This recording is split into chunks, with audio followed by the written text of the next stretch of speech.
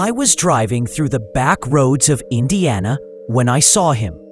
A man standing under the crooked arm of a dead tree, thumb out, eyes fixed, like he'd been waiting only for me. You've probably been told never to pick up hitchhikers. I knew that too. But the way he stood there, still, deliberate, almost rehearsed, made me slow down before my brain could talk. You know what it is? The headlights caught his face and my stomach flipped. He couldn't have been more than 30, but his eyes were old, older than my father's when he died, older than the men who drank themselves into stone at the Legion bar. And there was something else, a familiarity that prickled the back of my neck. When he slid into the passenger seat, he said my name. Not my last name, not the casual sir most hitchers used. He said it the way my sister used to, drawn out, soft, teasing almost. That was the first cut.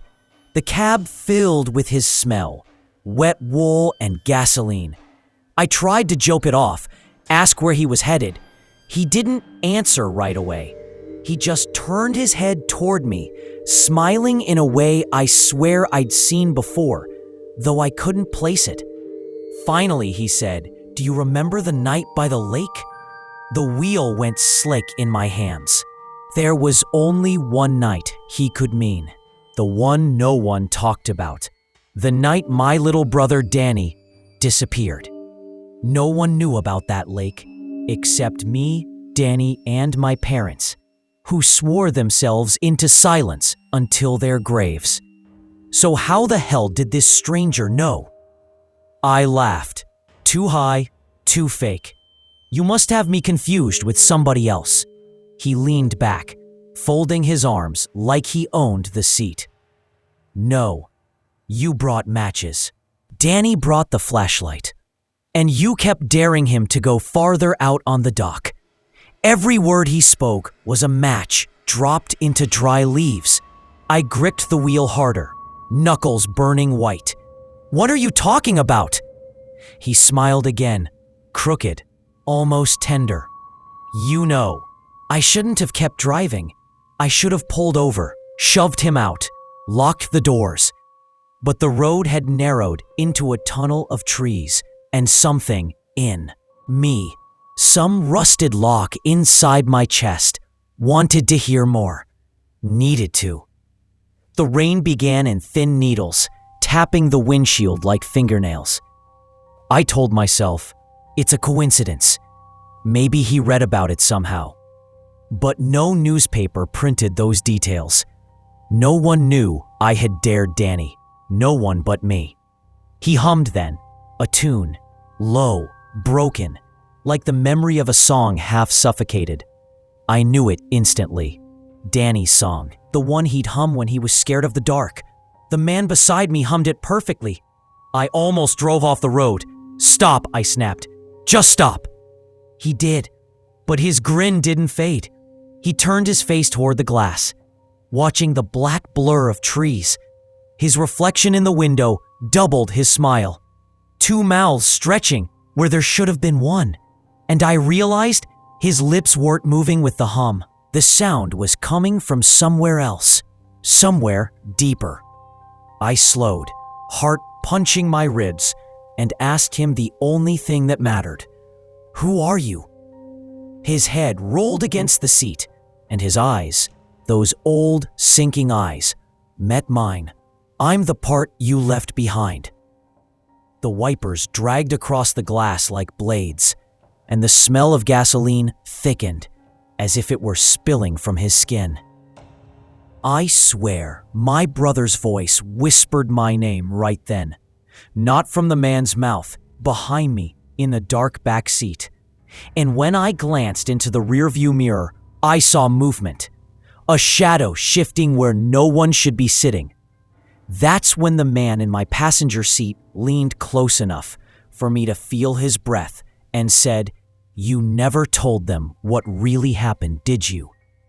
The sound of his voice cracked something open in me I'd kept, buried for 20 years.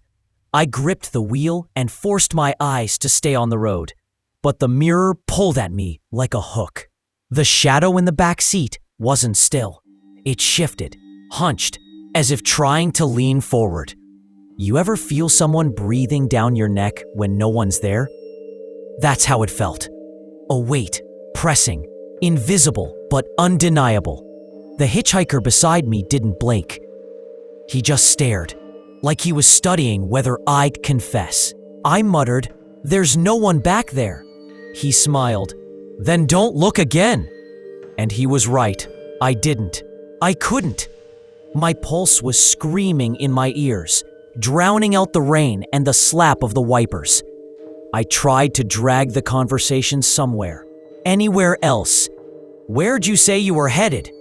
He tilted his head, rainwater dripping from his hair onto his coat. "Wherever you're going." That answer was worse than silence. For a mile, maybe two, we sat in it. The cab reeked like a flooded basement. Mold, rust, gasoline. And every so often the humming returned, too soft to pin down. Like the sound came from inside the bones of the truck itself. Finally, he broke it. Do you ever wonder what he felt? Danny, I mean, the moment the water closed over his head. I snapped, "Shut up!" But he didn't. You dared him to keep going, and you laughed when the board shook. Do you remember? Or have you rewritten it by now? My hands shook against the wheel. That's not how it happened. He chuckled low. Then tell me, how did it happen? The rain thickened, blurring the world into streaks of silver and black. Headlights from some oncoming car stretched into knives before cutting past us. In that brief light, I swear, the hitchhiker's face rippled, like water disturbed by a stone. "I don't owe you a damn thing," I spat. "Don't you?" he whispered. The words sank deep because part of me believed him. I drove faster, engine growling. The trees blurred into skeletal smears, each branch clawing at the truck like it wanted me to stop. Then, bang! A fist hit the back window. Hard. I nearly swerved into the ditch. My eyes flicked to the mirror. The shadow was clearer now. A boy's shape pressed against the glass. Small shoulders, wet hair clinging to his skull. His lips moved, but no sound came. I wanted to slam the brakes, fling open the doors, run screaming into the rain. Instead, I gripped the wheel harder, as though the leather could anchor me in a world that still made sense. The hitchhiker's smile widened, his teeth catching the faint glow of the dash. "He's been waiting for you, waiting for us," I croaked. "You're not real." "Real enough to ride with you." The air thickened, heavier, damper, like the truck itself had been dragged underwater. My lungs ached to pull something dry, but the only thing filling them was swampy rot. And then, "You're not going anywhere." He didn't fight it. He just laughed, soft and satisfied, as though I'd given him exactly what he wanted. We reached a crossroads. The road I knew curved right toward the highway, but my hands, God help me, they turned left instead, down a road I hadn't driven in decades. The road to the lake. I didn't mean to. At least, I don't think I did. But the truck seemed to steer itself, and the hitchhiker leaned back like it was the most natural thing in the world. "You remember the way," he murmured. The tires hissed against gravel now, mud splattering the wheel wells. The rain eased into a drizzle, but the smell of water thickened, pond scum and algae and old rot rising as though we were already there. I tried to slow down. The brakes whined, but the truck rolled forward, steady, stubborn. My body felt foreign, like the strings of a puppet, tugged by some unseen hand. Every bend in the road came back to me, though I hadn't seen it since I was 15. The hollow tree with its split trunk. The rusted sign riddled with buckshot. Each landmark was a memory I'd worked so hard to drown. Yet here they were, bone dry and waiting. The hitchhiker hummed again, louder now. And this time, my rear-view mirror caught the boy in the back seat mouthing the same tune. Their lips moved in unison. My skin crawled. Stop it. Just stop it. The humming cut off, but the silence that followed was worse. We rounded the final bend. The lake spread before us, flat and black, the dock jutting out like a broken rib.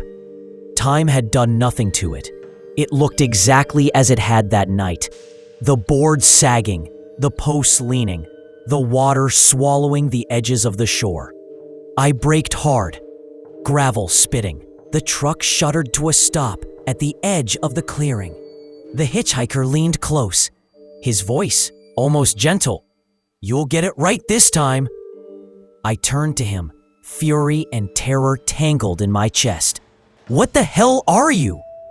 He tilted his head, and for a heartbeat, his face flickered. Not the man I'd picked up, but Danny's face. Pale, dripping, lips tinged blue. And then the passenger door creaked open by itself. Rain hissed against the empty seat. The man, my brother, whatever he was already walking down toward the dock. And in the mirror, the shadow in the back seat was grinning. I sat frozen in the cab, engine idling, rain ticking against the roof. The passenger seat was empty, but the smell of wet wool and gasoline lingered like a ghost. The dock stretched into the black water, its planks slick with rain. He was already halfway down it. I couldn't tell if he was walking or gliding. His steps made no sound, though the boards sagged beneath his weight. And then came the voice. Not from the dock, not from outside at all, from the back seat. "Come on, big brother, don't make me wait again." It was Danny's voice, pure, untouched by the decades, exactly the way it sounded the night he vanished. I couldn't stop myself. My hand trembled to the door handle, pulled it open, and the wet night slapped me full in the face. The air was heavy with lake rot, fish and mud, and something sweet, like decayed fruit. The truck's headlights poured across the clearing, catching the dock in pale beams. Water lapped against the posts, but there was no wind, no ripples. The lake's surface looked solid, like black glass. I took a step, then another. My boots sank into the mud, sucking at my soles, as though the ground wanted to keep me. Halfway to the dock, I stopped. Something was wrong. Not just the place, not just the impossible presence of my brother, but the sound. There was no rain anymore. No crickets, no frogs. Only my breath. The world had gone mute. I glanced back at the truck. Headlights burned white, engine still running. And in the rear window, I saw it. The shadow still sitting there. But this time, it wasn't a boy. It was larger, taller, then wrong, with shoulders too wide and a head too low, pressed against the roof. Watching. My gut screamed to run, to get in the truck, peel away, never look back. But my feet turned forward, carrying me onto the first plank of the dock. It groaned under me, wet wood, soft and swollen. The man at the end, if he was still a man, turned slowly.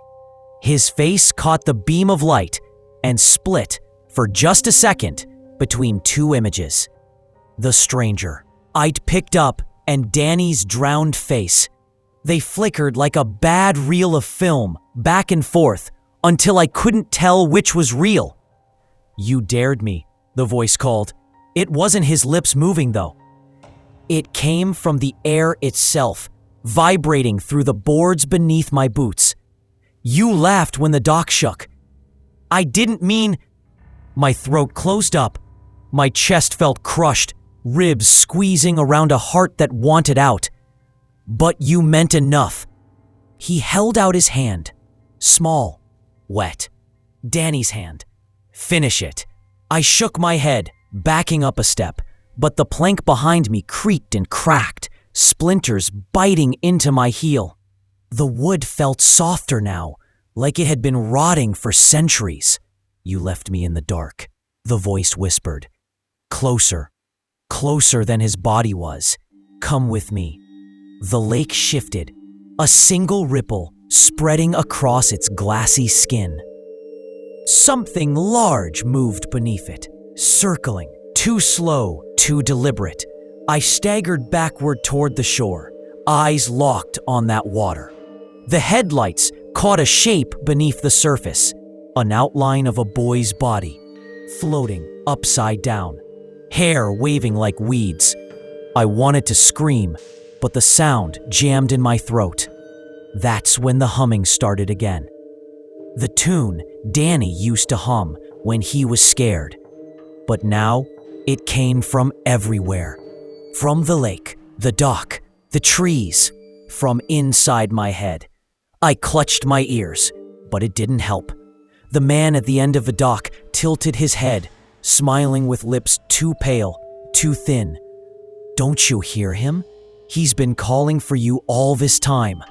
The shadow in the truck pressed against the glass, its face flattening, stretching into something almost human, but too long, too starved. I snapped. I ran, boots slipping on mud, lungs clawing for air. I tore back toward the truck, every step louder than the silence around me. I yanked the door open, dove inside, slammed it shut. My hands fumbled the lock, jerking it down. But the cab wasn't empty. He was in the passenger seat again, dry now, smiling. You can't drive away from this. I screamed, slammed the truck into reverse, gravel spitting as the tires spun. The dock, the lake, the clearing, all shrinking in the rear view as I backed onto the road. But the reflection, dear God, the reflection in the mirror. The boy was sitting in the back seat again, dripping, grinning, eyes white and blind. Home, the man whispered. Take us home. The wheel jerked in my hands, as though some invisible grip yanked it. I fought, muscles burning, veins pulsing. The truck fishtailed, headlights slashing across the trees. Stop, I shouted. Get out! They only laughed, both of them in perfect unison. The road stretched, endless, looping, no matter how far I drove. Landmarks repeated. Hollow tree, buckshot sign, hollow tree again. The world was folding back on itself, dragging me in circles. Sweat soaked my shirt. My arms trembled. Please, I whispered. What do you want? The man leaned closer, his breath cold against my ear. We want the truth. And the boy in the back seat whispered it too. The truth. I slammed the brakes, tires screaming. The truck lurched, throwing me against the wheel. My breath rattled, chest burning. When I looked up, I was there. The lake again. The dock again. No matter how far I ran, it brought me back. The man in the passenger seat grinned, his teeth too sharp now, too many. It's time. And the boy in the back seat opened his mouth wide, wider than any jaw should stretch, until it split ear to ear. From the darkness inside came the sound of rushing water. I couldn't breathe. I couldn't move. And then both doors unlocked by themselves. Both locks clicked up at once. The sound was small, metallic, almost polite, but it dropped into my stomach like a stone. The passenger door eased open. The man stepped out without looking at me. Boots crunching gravel, his silhouette cutting against the glow of the headlights. He walked toward the dock again, steady, certain, as if the night itself were guiding his path. Behind me, the boy shape slid forward in the seat. I didn't turn. I couldn't. But I felt the wetness spreading, soaking the fabric, seeping into the air. A sour, swampy stink filled the cab. The leather against my back grew clammy, like skin. "Come on," Danny's voice whispered in my ear. "We'll finish it together this time." My hands clamped the wheel, bone white. If you'd been there, you'd have seen how close I was to tearing it from the column. But no matter how hard I gripped, my arms trembled like twigs in a storm. I told myself, lock the doors again, drive, just go. But when I glanced at the dash, the keys were gone. The ignition was empty. I hadn't taken them out. A cold breath ghosted down my neck. I bolted from the cab, boots splashing through the mud, lungs heaving. The air outside wasn't air anymore. It was thicker, wetter, like inhaling water. Each breath stung. The man was already at the dock's edge.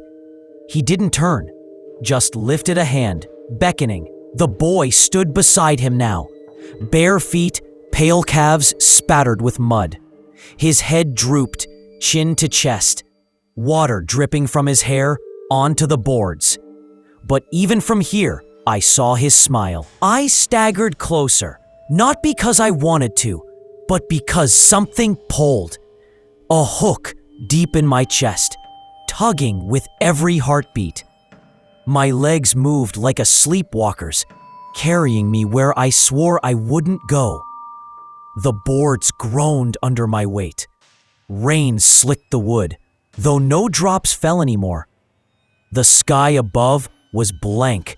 No clouds, no stars. Just a smothering dark pressing down. The man turned finally, his face flickering again between himself and Danny's drowned features. "Tell him," he said. The boy's head lifted. His eyes were milk white, pupils washed out. His lips moved slow, the words bubbling up like from underwater. "Tell me why you left." "I didn't," I choked. My voice cracked, dry against the wet air. "I tried to grab you." The boy's smile widened, skin splitting at the corners of his mouth. "You laughed." The memory came rushing back. The way I had dared him, the way he'd inched farther, my nervous laughter covering fear. The snap of the board, the splash, his scream, and me frozen. Not running to him, not diving in, just standing, stupid and scared as the dark water swallowed him. My knees buckled. I hit the planks hard, palms scraping splinters. "I'm sorry," I whispered. My throat locked, but the words clawed out anyway. "God, I'm sorry." The man crouched, face close, eyes bottomless. Sorry isn't enough. The boy reached for me, fingers dripping, nails pale as bone. When his skin touched mine, the cold was unbearable. It wasn't just temperature, it was absence, like he was carved from a hole in the world. The touch spread up my arm, hollowing me as it went. I screamed and yanked back, but the dock beneath me shuddered. Planks cracked, nails shrieked from the wood. The whole structure was sinking, being swallowed into the lake. Water gushed through the seams, flooding up around my boots, rising fast. The boy's voice echoed, not from his throat, but from the water itself. "Come with me." The man grabbed my collar, hauling me forward toward the edge. His grip was iron, inhuman. I clawed at his wrist, nails bending, skin splitting. He didn't flinch. "Finish it," he said again, and shoved me down. The water took me. It was blacker than anything I'd ever known. Not just dark, sightless, smothering. The cold punched the air from my chest. I kicked, thrashed, but the weight of it pressed me flat. Hands slid along me in the deep. Small hands, dozens, pulling, holding. Each touch seared with that same hollow cold. And through it all, the humming, Danny's tune. But it was multiplied now, countless voices weaving it until it became something monstrous. My lungs burned. I opened my mouth and the lake poured in. Thick, foul, alive. And then silence. When I opened my eyes, I wasn't in the water. I was on the dock again, kneeling, soaked to the bone, but breathing. The lake lay flat and calm, untouched. The man stood before me, dry, grinning. The boy beside him, head cocked. "You still don't understand," the man said. The boy stepped forward. His eyes weren't white anymore. They were mine, my own eyes staring back at me. "You didn't just leave me," he whispered. "You brought something back." And then he opened his mouth wide, wider than anything human. From his throat spilled not water this time, but a sound, an endless, rushing scream that wasn't his voice or mine or anyone's. It filled me, split me open inside. I staggered back, hands clamped over my ears. But it didn't matter. The sound was inside my bones, in the marrow, tearing at me from within. The dock splintered beneath us. The lake boiled, shapes thrashing just below the surface. Faces, hands, twisting bodies. Hundreds of them, reaching, clawing. The boy's scream became laughter. The man's face stretched, tearing at the seams, peeling away until there was nothing left but blackness underneath. I fell. The lake rose to meet me. And then I woke in my truck, engine off, dawn bleeding pale over the horizon. The dock was gone, the lake too. Nothing but trees and dirt where it should have been. I sat there for hours, soaked and shaking, waiting for the sun to burn away what I'd seen. But the seat beside me was wet, and on the rear bench, a puddle spread slowly. Though no rain had touched the glass, I can still smell the gasoline. Still hear that humming when the night's too quiet. And sometimes in the mirror, I see him, Danny, sitting there, waiting. I don't drive back roads anymore. Hell, I barely drive at all. But when I pass still water, any pond, any ditch, any dark patch of rain, I don't look. Because if I do, I know what I'll see. His hand, reaching up, waiting for me to take it this time.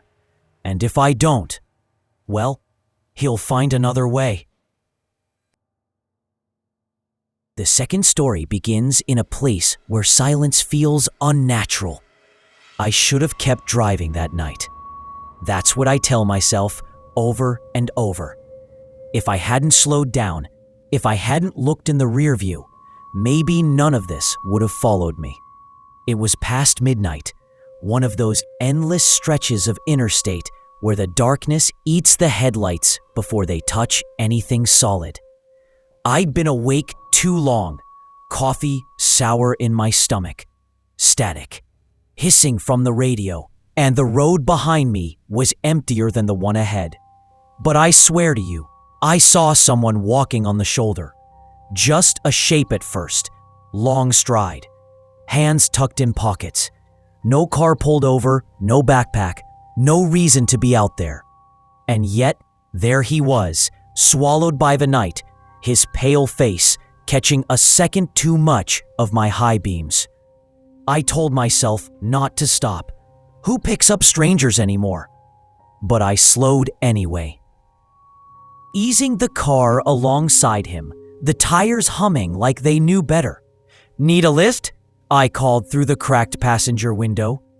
He didn't answer right away, just leaned forward, peering in at me with this odd delay, like my words had to travel farther than they should. Then, softly, "I was wondering when you'd stop." That should have been enough to send me gunning the gas. Instead, I unlocked the door. His hand, thin, pale, fingers too long, wrapped the handle. He slid in, calm, as if the seat had been waiting for him all along. The car felt different with him inside. The air heavier, colder. He didn't smell like sweat or dirt like most drifters. He smelled faintly metallic, almost like pennies. We drove. Miles passed under us, the headlights gnawing uselessly at the road. He didn't look at me. Not really. His head stayed angled toward the windshield, but his eyes tracked the mirrors. Every single one. The side mirrors, the rear view, even the tiny curve of glass in the passenger visor. His gaze flicked between them like he was reading something I couldn't see. I asked his name. He said it, but I couldn't catch it. The sound tangled in the air, swallowed before it reached my ears. I laughed nervously, told him the road makes everything fuzzy. He smiled, just enough teeth, and said, "Names don't stay in glass." What the hell does that mean? I thought about dropping him off at the next exit, but the exit stayed gone. Nothing but more blacktop. No towns, no gas stations. Just us, the hum of the tires, and the pale flicker of his face in the mirrors. At one point, I glanced into the rear view, and my chest went cold. He wasn't sitting beside me. He was in the back seat. I whipped my head around. Empty! He was still in the passenger seat, arms folded, head resting back like he hadn't moved. But in the mirror, he leaned forward from the back seat, lips close to my ear, whispering something I couldn't hear. I nearly swerved off the road. He didn't react, didn't flinch, just smiled faintly, as if my panic amused him. You ever have a moment where you're sure reality split in two and you're caught between? Both versions. That was me, hands clamped on the wheel, trying to decide if I was losing my mind or if the mirror was telling the truth. And then he spoke, his voice casual, conversational. "You should keep your eyes forward. They see better than you do." They, not me, not I, they. That's when I knew I'd made a mistake, but I kept driving, because where was I supposed to go? The mirrors don't lie. That's what he said next. He leaned closer to the windshield, his reflection in the glass stretching longer than his body should have allowed. And that's when I realized the road in the mirrors wasn't the same road I was driving. I swear to you, striped lines bent at the wrong angles. The headlights behind me weren't mine, and something was walking there. I told myself I was imagining it. A trick of exhaustion, bad glass, the brain trying to find patterns where there aren't any. But when I leaned forward, squinting into the rear view, the road stretched wrong, wider, curved inward like a tunnel. And yes, something moved in it. A figure, maybe. Not walking fast, just keeping pace. I forced my eyes back to the real road, heart thudding like a fist in my throat. The man beside me hadn't moved, hadn't even blinked. His face looked soft in the dashlight, but his reflection was sharper, angled, grinning wider than his mouth really was. "Don't," he murmured. "Don't test it." I nearly asked what he meant, but I didn't want to know. So we drove in silence. The hum of the tires turned into a drone that crawled under my skin.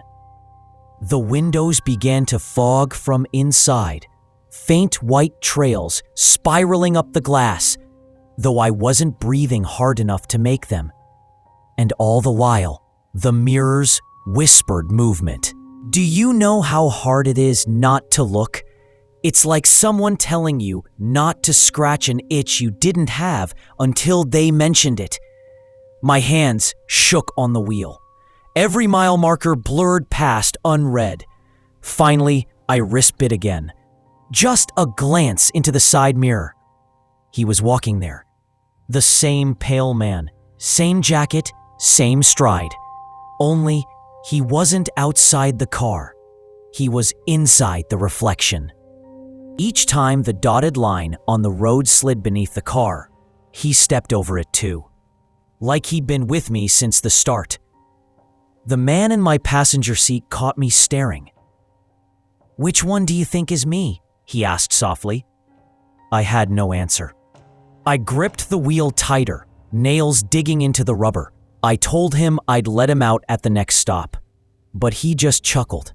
"There won't be a stop, not for a while, not on this side." His hand lifted slowly, almost lazily, and tapped the rear view with his finger. Just once. The glass shivered like water. For a moment, I swear my headlights blinked out. Total black. Then back again. But not right. The road ahead now looked like the one behind.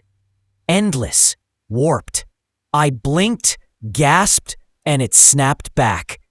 Asphalt plain as ever. But my chest ached, like I'd been holding my breath underwater. The worst part?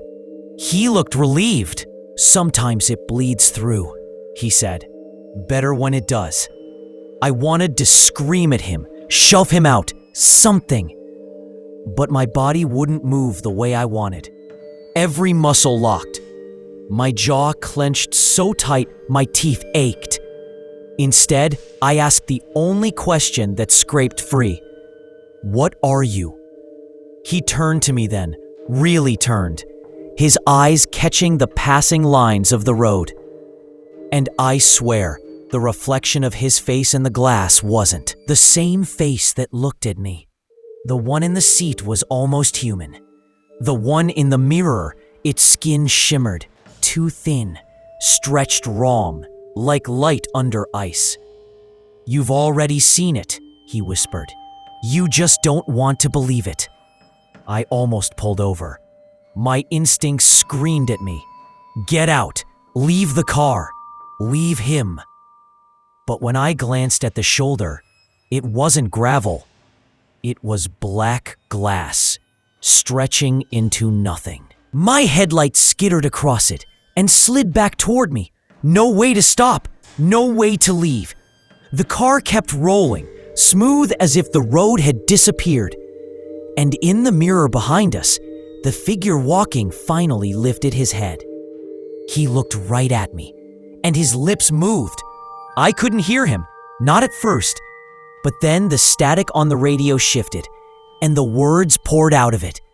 My own name, said slow, deliberate, over and over. I reached for the dial. The man in my passenger seat caught my wrist. "Don't turn it off," he said. "If you turn it off, they'll come closer." The pressure of his hand was freezing. My skin burned where he touched me. I yanked free and grabbed the dial anyway.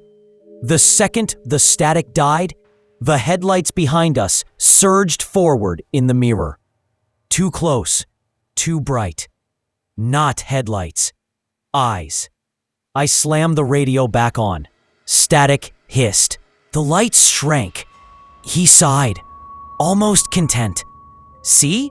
You can't shut them out, not anymore." I wanted to ask who they were, but the word tangled in my throat. My voice didn't feel like mine anymore. I told myself again I'd let him out at the next exit. But when I looked, there were no exits. Only a single green sign ahead, half buried in the dark. Letters warped, unreadable.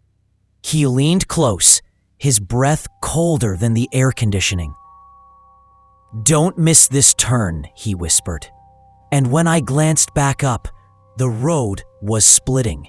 The road shouldn't have split. Not there. Not in the middle of a barren stretch of interstate where the map should have been flat and merciless for another 50 miles. But the asphalt veered apart. One side the same cracked lane I'd been driving. The other black. Not pavement. Not dirt. A darker surface, swallowing my headlights whole. The man beside me smiled faintly, like a teacher pleased his student finally caught on. "Choose," he said. I froze. The wheel twitched in my hands. My pulse hammered so hard my ears rang. I didn't want either road. I wanted the world I knew back. Gas stations and empty diners. Rest stops with flickering vending machines. But both paths waited, and the car rolled steady, as if gravity itself wanted me to decide. "You already know which one is yours," he added. I jerked the wheel left toward the cracked asphalt. Tires screamed. For half a second, relief washed me, then shattered. The mirror showed the other road anyway. Every single one. Rear view, side mirrors, even the tiny curve on the visor. All of them tilted toward the black lane. And in each reflection, the figure walked closer. I gripped the wheel so tight, my nails split. The real road roared beneath us, but the mirrors showed the car sliding into that dark, endless track. My stomach turned. Two realities pulling at once. Which one was real? Beside me, he chuckled low. "It doesn't matter. They'll meet." I snapped at him, screamed really, asked him what he wanted, why he was here. My voice cracked against the glass, and he leaned in, too close, his face inches from mine. His eyes weren't eyes anymore, just twin voids, glassy and deep, swallowing my reflection. "You invited me," he said. I swear my blood iced. I didn't, but he cut me off, whispering, "You slowed down. That's all it takes." The car lurched suddenly, like something shoved it from behind. My head slammed against the headrest. The seatbelt dug into my ribs. I checked the rear view and saw it. Not just one figure now. Dozens, all pale, all walking behind my car in the black road. Their mouths opening and closing in perfect rhythm. The static on the radio thickened, shaping words I didn't want to hear. "Let us in." I couldn't breathe. My chest convulsed. My hands felt welded to the wheel. The passenger, if you can call him that, sat calm, one arm propped against the window, humming under his breath like the drone of the tires. He turned his head slightly toward me. "They're patient, but not forever." The car's lights flickered, just for a moment, and in that blink, the windshield wasn't showing asphalt anymore. It showed black glass and the pale figures pressing their hands against the other side. Fingers longer than mine, nails scraping. Then, back, road again. My heart pounding so hard, I thought it might tear through my ribs. I muttered to myself, trying to anchor. "Keep driving, keep driving, keep." A whisper cut through. Not his, not mine. The voice came from the back seat. I snapped my eyes to the rear view. He was there. Not the passenger, the walker. leaning forward, lips brushing my ear. The same pale face, the same jacket. My body locked. I turned my head, empty, just the back seatbelt dangling, nothing else. But in the mirror, he stayed, closer now. Whispering words I couldn't hear, couldn't stand. I slammed my hand upward, angling the rear view away. Didn't matter. His reflection bled into the windshield instead. Faint at first, then clearer. My breath fogged the glass. His mouth moved through the mist. The man beside me, my passenger, watched with something like approval. You see why you shouldn't look away? It finds other glass. I couldn't take it anymore. I swerved onto the shoulder, gravel spitting under the tires. My chest heaved. I killed the engine. Silence dropped heavy, broken only by my ragged breath. The road behind us was black glass now. I swear it. Even without the headlights, it glowed faintly, like something alive. I yanked the door handle, ready to throw myself out. The metal burned under my palm, too hot to touch. I hissed, pulled back. The lock clicked shut on its own. The passenger shook his head slowly. You can't leave until it's done. My throat scraped raw as I forced out the words. Until what's done? He tilted his head, listening, like he heard something I didn't. Then he smiled. You'll see. I don't know why, but the calm in his voice terrified me more than the mirrors, because it meant he knew the ending, and I didn't. Outside, the figures pressed closer in the reflections, crowding, their faces pale blurs, mouths widening. The glass of the windows trembled, faint cracks spidering outward. And then, one of them smiled, not at me, at him. And he smiled back. I am still trying to tell you what happened next, and failing, because my words keep slipping, like everything else did, between the real and the reflected. If you were in my place, would you have opened the glove box when the glove box door looked back at you? Would you have reached for the emergency hammer when the hammer's shadow moved like a hand? Don't tell me you would be braver. I know what I was. Coward with a streak of curiosity that keeps getting me killed. The cracks on the windows spidered wider in the reflections until they were veins. In the car, the glass was smooth, ringing faint and hollow when I tapped it. In the mirrors, it hummed like a throat clearing. The figures pressed their faces to that other glass, breath fogging the road surface, mouths making words my ears couldn't catch because sound stuck to the boundary like oil. But the passenger heard them. He always heard them. He kept nodding like a man waiting for canned music to reach the chorus. I thought of the exits again. I thought of Mama's porch, of the smell of frying onions at 3 a.m, and the way her hands always smelled like lemon soap. Those ordinary things felt obscene to even think about now. How do you hold on to normal when reflections are mutating into other worlds? My phone was dead. I hadn't noticed it go out, just a black rectangle in my pocket, useless. No signal, no light. The radio croaked and spat sometimes, and then broke into the phrase over and over, like a prayer or a threat. Keep it moving. Keep it moving. Keep! I remember the way my fingers trembled when I reached across the console. He let me touch him, as if to prove he was flesh.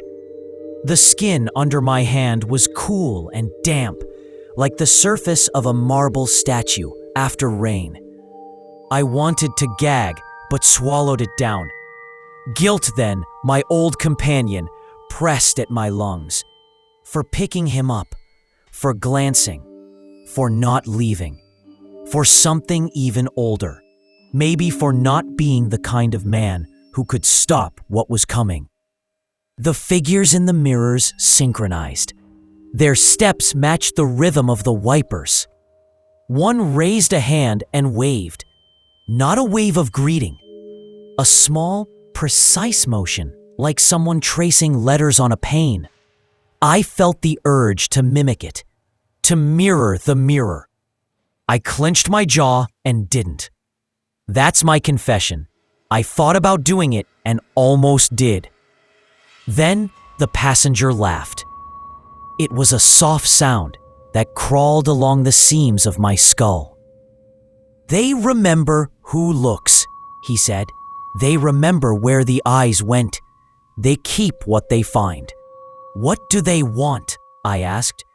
My voice sounded like it belonged to a man behind glass, thin, trapped. He watched me as if waiting for a confession. They want the road, he said. They want to walk beside you where you used to be alone. They want the warm side of things. Warm, not what these faces were. Their skin was the pale color of pages. Their mouths opened like book spines, but the way he said it made it sound sentimental, like sharing a cup of coffee at dawn. Outside, the other car, my car in theirs, rolled forward in the mirrors. My hand squeezed the wheel until my knuckles went white, then blue. The reflection steering wheel turned with no hands on it. The figures in the back seat of the reflected car rose up all at once, like someone pulling a single sheet. One leaned over the driver and touched the reflected windshield. A thin crack spread from that touch, and the reflected road beyond it was no longer dark glass. It was a doorway. "Don't look," he said again. But it was already too late. My own face in the rear view wasn't my face any longer. It was mine, stretched and softened, eyes hollower, skin like a photograph left out in rain. Behind it, in the seat I couldn't see, the walker, his twin, pressed his forehead to the glass and made a sound that wasn't speech. My stomach turned so sharply, I thought it would come up through my nose. I gagged. My throat burned. I felt something cold and papery touch my cheek. For a second, I thought it was wind seeping through a crack. I turned. Nothing. But the mirror showed a hand, splayed, dragging slowly down my cheek from behind, where no one sat. I slammed my foot down. The car lurched and the engine stumbled but didn't die. Gravel sprayed. Headlights flared. In the mirrors, the light fell into a cavern of faces. The reflected figures crowded the windows like witnesses pressing to glass at a hanging. Their lips moved. The radio, for the first time since this started, spoke clear and not through static. "Do you remember the name?" It said it like it was asking me to pronounce something holy. My voice came out small and feral. "Stop," I told the man at my side. "Stop this." I sounded younger than I was. I sounded like a child on a porch, begging storms to pass. He touched my knee, fingers long and slender, and for a second, I felt heat, like oven warmth, like a hand that had been in pockets of coins. "You started it," he said. "You can finish it." What was there to finish? Leave? Drive? Pull someone into the dark? None of the options were choices. I realized then that every choice I'd imagined was a reflection too. One more layer of glass. The only real movement was forward, and even that was borrowed. The mirrors convulsed. The reflected driver, me, opened the car door in their world. The walking figures pressed their faces close to the glass until their eyes were so big and dark they swallowed entire lanes. One of them leaned in and put its mouth to the reflected driver's ear.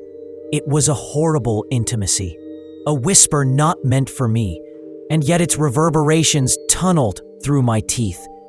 The passenger reached out and rested a finger against the rear view.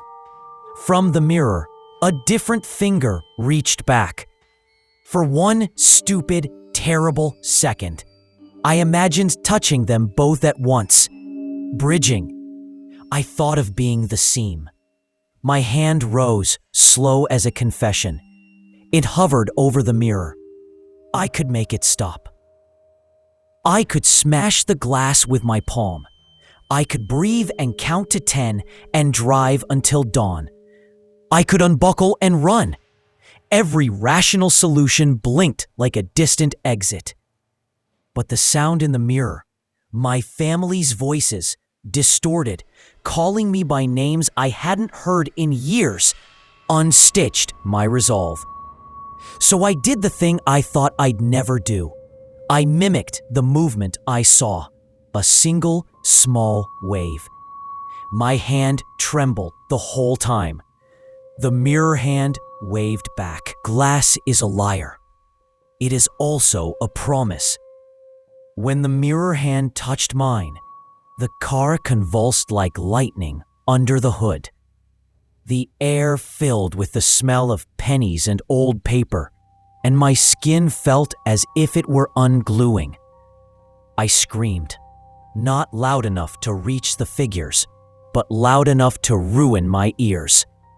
The passenger laughed and then sang, a note so pure and terrible it made my ribs vibrate. For a beat, everything went still. Then the reflected driver's mouth opened wide in a way my jaw never would. The hand in the mirror slipped into mine, and there was a pressure like cold water.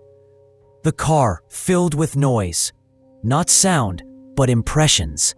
Snatches of roads I'd never traveled, names of towns that did not exist, the taste of copper, and the precise texture of the other road underfoot.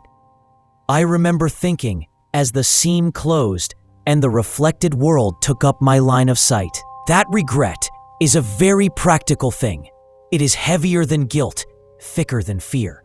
Regret anchors you while everything else floats. They wanted my road. They wanted to walk where I walked. They wanted to usurp the ordinary moments. A radio turning at dusk, a hand finding the passenger's knee to reach for change, the small sigh that leaves a man when he shuts his eyes for just a second behind the wheel. They wanted to be seen. They wanted a route to where. Now, the mirrors show only one thing, a highway that shrinks into a mouth. I don't know if I'm writing this from the place that drove away or the place that was left behind. I don't know if you should listen to me as warning or confession. I only know that sometimes when I look in a mirror and it looks back a fraction too long, I remember the taste of pennies on my tongue and the weight of a paper hand in mine. If you ever slow for someone on a deserted road, if you see a face in the glass that isn't yours, don't wave, don't answer, and above all, don't reach into the mirror to meet what reaches back, because they will take the road and they will wear your reflections like clothes. And then, one night, when your car is empty and the highway hums along as if nothing happened, you'll glance up into the rear view and find a passenger already sitting. There, smiling, familiar, waiting to tell you your own name. What follows is the third story, and it refuses to be forgotten. I was driving back from a late shift when I first saw him, standing on the shoulder at mile marker 13, barefoot, with his arms hanging loose like he'd forgotten how they worked. You ever pass something on the road and feel your chest cave in? Like your body knows before your brain does that you're about to make a mistake? That's how it hit me. The kid wasn't flagging me down. He wasn't even looking at me, just standing under the busted reflector, head tilted like he was listening to something underground. I should have kept going. God, I know that now. But the road was empty, and he couldn't have been more than 12. Pale skin, messy hair, jeans torn at the knees. A kid alone in the dark at that hour? It drilled into me. My foot eased off the gas before I even thought about it. The headlights painted him flat and washed out. He finally looked up, and I swear to you, it was like he already knew who I was. Not in the way strangers glance at each other, but in the way an old friend does. Someone who's been waiting. He smiled, faint, almost shy. That smile should have calmed me, but instead it prickled at my scalp. Something about it felt rehearsed. When I rolled the window down, the air that hit me wasn't the night air anymore. It was colder, sharper, with this faint metallic tang, like blood after you bite your tongue. "Need help?" I asked. My voice cracked, like I was the scared one, not him. The boy nodded, didn't say a word at first.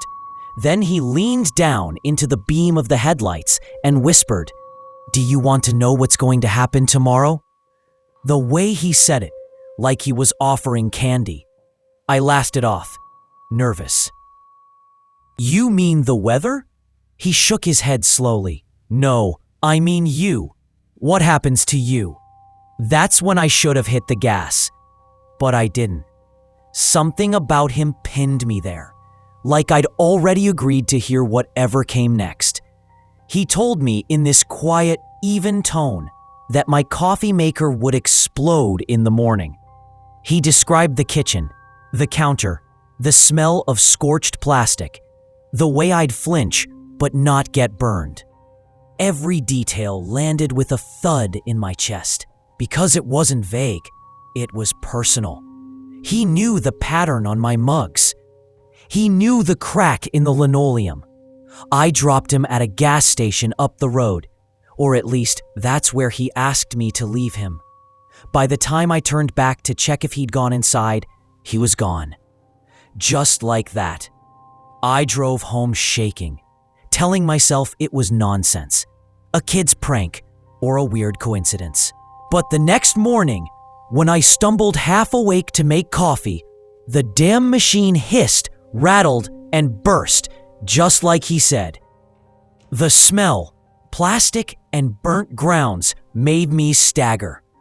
I didn't get hurt, but the sound rang in my ears for hours. I told myself it was luck, bad luck, nothing more. I didn't tell anyone, but I did go back that night. And he was there again. This time, he wasn't standing still.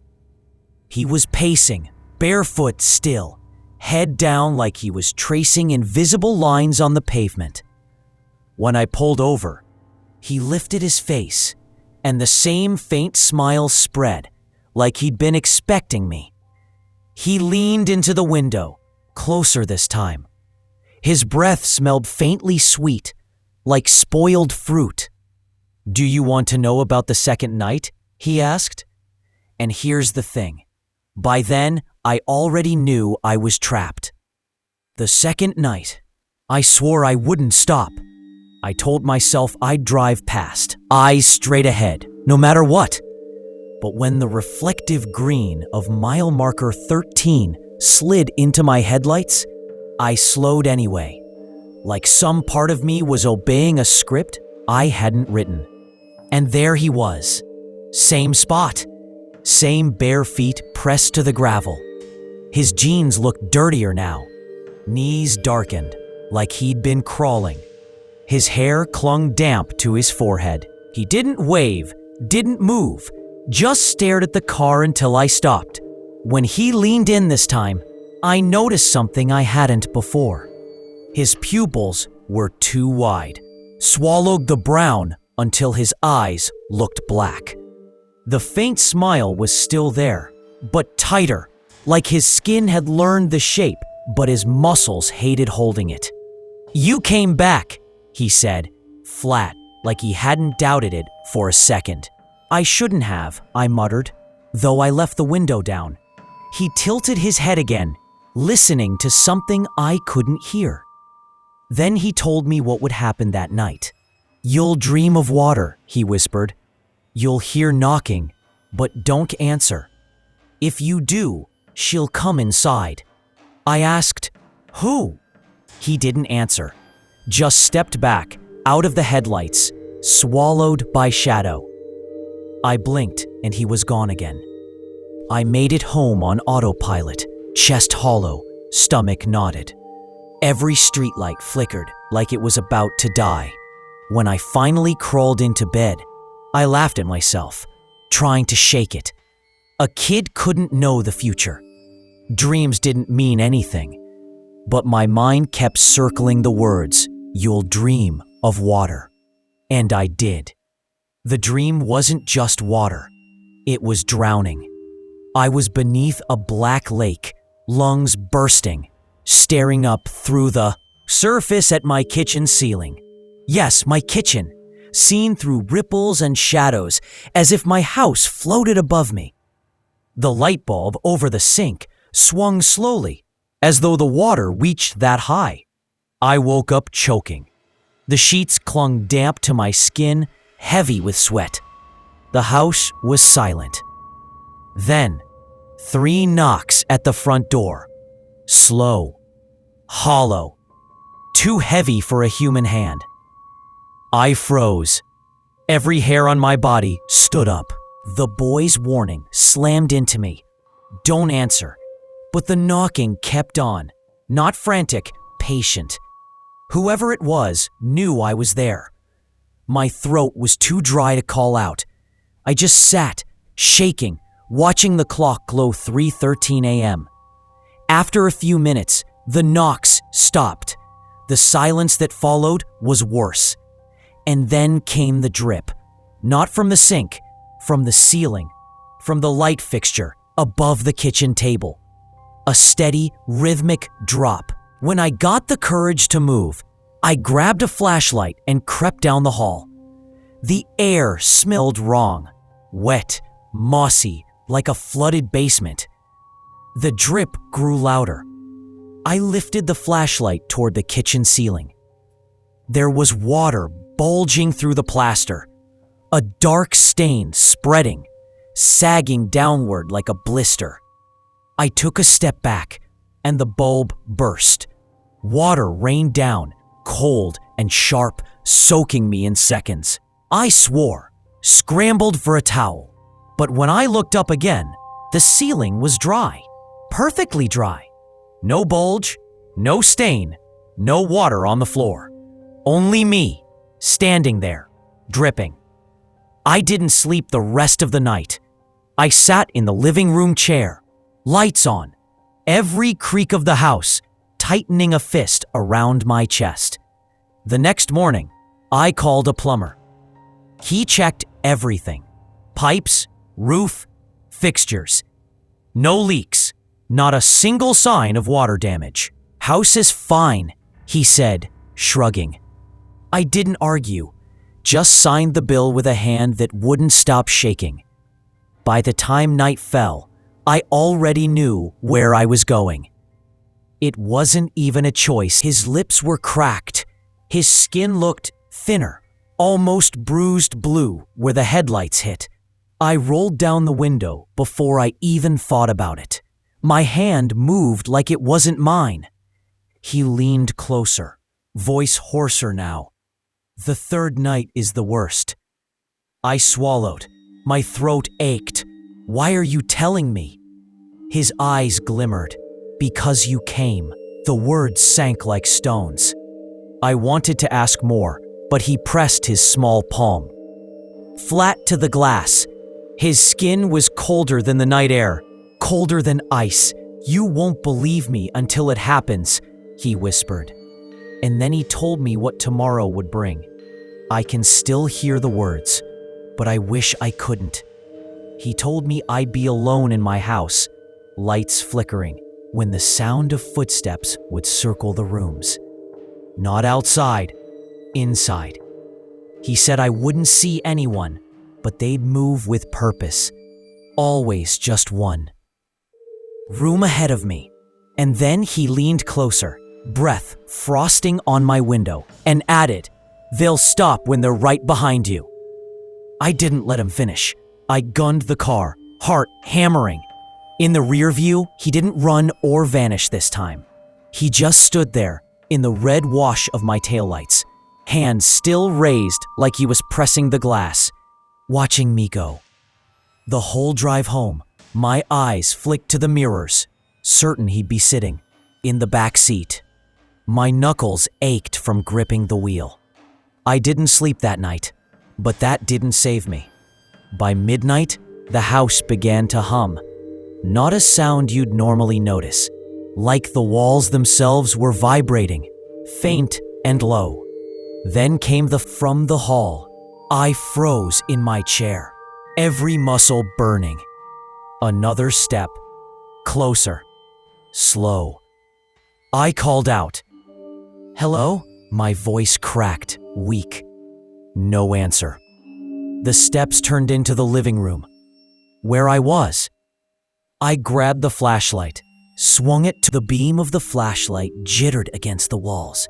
The steps resumed, always one room away, moving in a slow, patient circle. Living room, kitchen, hall, bedroom, back to living room.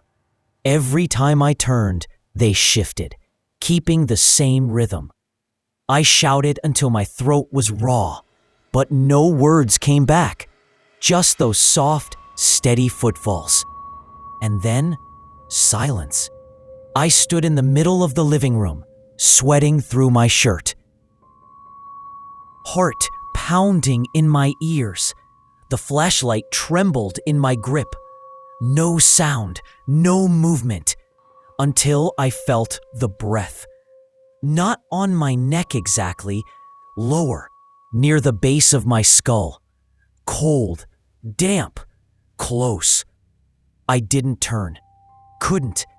My knees locked.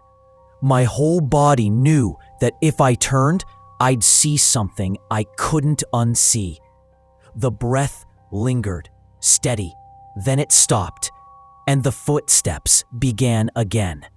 Only this time, they went upstairs. My legs nearly buckled with relief.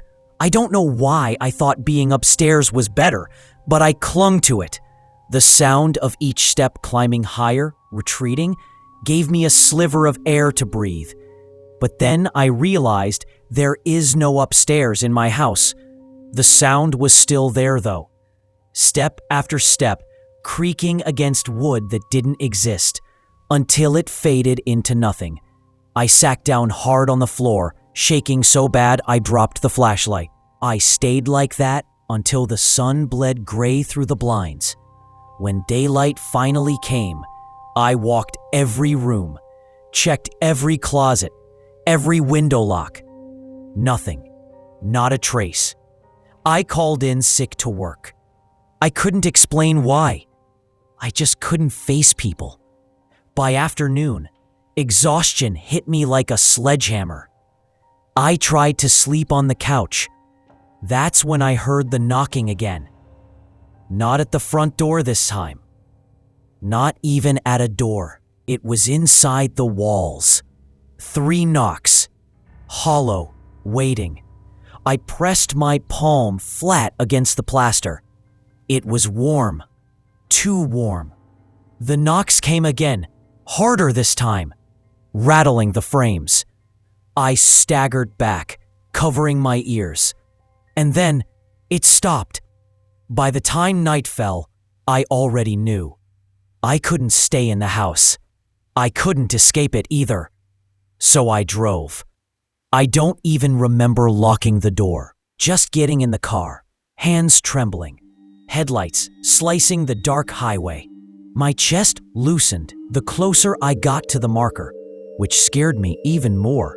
Like my fear had been replaced with something worse, acceptance. When mile marker 13 appeared, he was already there, waiting. This time, he wasn't standing. He was crouched, one knee pressed to the gravel, staring at the ground. His fingers twitched against the dirt like he was drawing. Invisible shapes. When he lifted his head, I gasped out loud. His smile was wider now, stretched too far. His lips split faintly at the corners, dark with dried blood. "You believe me now," he said, voice low, breaking. I couldn't answer. My throat closed. He stood and walked closer, slow and deliberate, until his face was inches from mine. His eyes were so black, they didn't reflect the headlights anymore. "There's a fourth night," he whispered. I shook my head. "No, you said 3. His smile widened, skin pulling thin. "There's always a fourth." My heart rattled. "What happens then?" He leaned in, pressed his forehead against the glass, and whispered words I can't repeat without shaking. "But I will tell you this." What he said didn't sound like a warning anymore. It sounded like a promise. The fourth night began before the sun even set. All day, I felt it crawling closer. Every shadow in my house looked deeper, hungrier. The clock hands dragged like they didn't want me to reach evening. I thought about leaving town, driving until the gas ran dry. But some part of me knew it wouldn't matter. Mile marker 13 wasn't a place anymore. It was stitched into me. By dusk, I couldn't stay inside. The walls felt too tight, the air too thin. I grabbed my keys with hands that wouldn't stop trembling and got in the car. I didn't pick a direction, the wheel did. When I reached the marker, the boy was standing dead center in the road. Not on the shoulder this time. In the headlights, he looked wrong. His arms were longer than they should have been. His bare feet bled on the gravel, leaving black stains that didn't shine like normal blood. He didn't move until I stopped, engine idling. Then, slowly, he tilted his head. His smile was gone now. His mouth hung open just enough to show the darkness behind his teeth. "You came for the last night," he said. His voice was no longer a boy's voice. It had depth to it, echo, like two people speaking at once. I tried to roll the window up.